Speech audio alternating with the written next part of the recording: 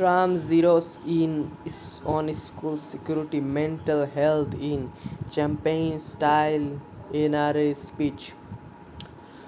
The former president also took a swipe at fellow Republicans who backed out of the Houston event just days after the massacre in Uvalde, Texas. Trump calls for more school security change to mental health approach during NRA speech. Trump says US needs to drastically change approach to mental health and calls for more school security by Jonathan Allen and Alan Smith.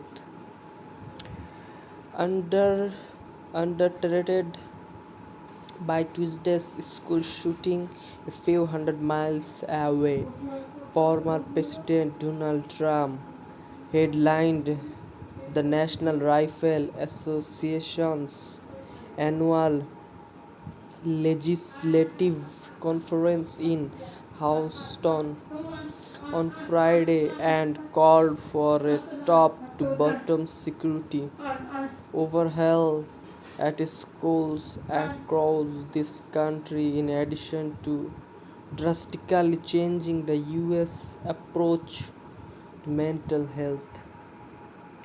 It was welcome message for the embattled NRA, which has been plagued by scandal and embroiled in litigation.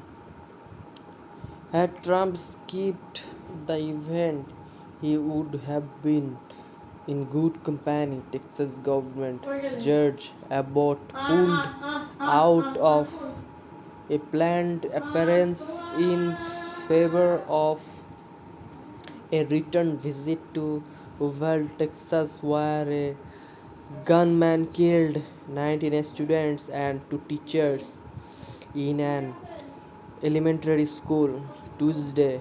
About provided pre-recorded remarks to the conference, which St. John Cornyn and Rep. Dan Crenshaw of Texas also backed out of, citing a scheduling conflicts. Unlike some, I didn't disappoint you by not showing up, Trump said at the start of his remarks. Trump described the Uvalde shooting as savage and barbaric atrocity and called for a moment of silence as he read the names of the 21 victims. The former president said those killed are now with God in heaven, while the shooter will be eternally damned to burn in the fires of hell. Trump then laid into President Joe Biden for arguing Congress to take up gun safety legislation, saying Biden's criticism of the gun lobby was really directed at gun owners across the country. But Trump also called for action, arguing there are steps that can be taken to prevent mass shooting. While we don't yet know enough about this week's killing, we know there are many things we must do. He said we need to radically change our approach to mental health. There are always so many warning signs. Almost all of these disfigured minds share the same profile.